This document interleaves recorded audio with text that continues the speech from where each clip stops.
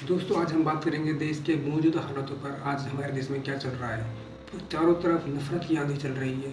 जनता का राज है, लेकिन जनता आपस में लड़ रही है जानवरों की तरह। चाहे वो इलेक्शन की बात हो, हर जगह पर मतलब इलेक्शन है तो वो भी मजहब के नाम पर लड़े जा रहे हैं।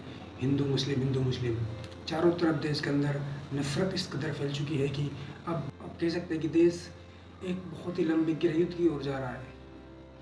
देखिए दोस्तों, हम अपना इतिहास फिर से रिपीट कर रहे हैं।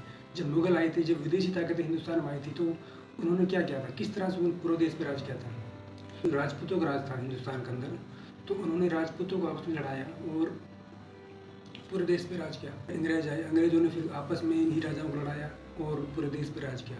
और आज जनता का राज है और जनता आपस में लड़ रही है। तो फिर हम किस ओर जा रहे हैं?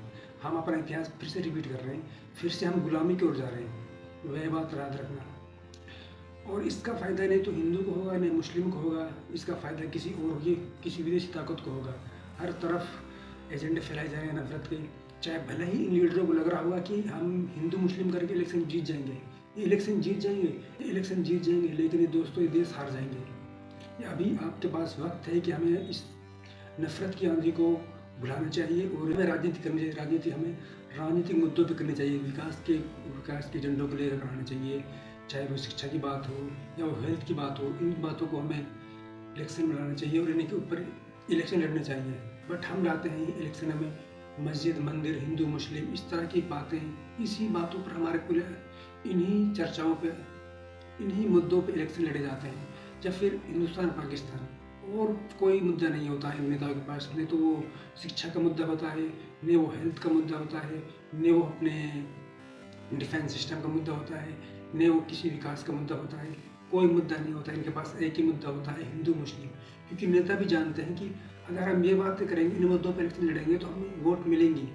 अगर हम और बातें करेंगे, विकास की बातें करेंगे, तो लोगों के समझ में वो बातें नहीं आती हैं। लोगों के समझ में बस एक ही बात आती है, वो हिंदू मुस्लिम।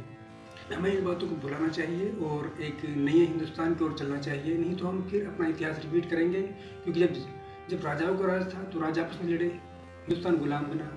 बट अब जनता का राज है और जनता आपस में लड़ रही है, तो हम किस ओर जाएंगे?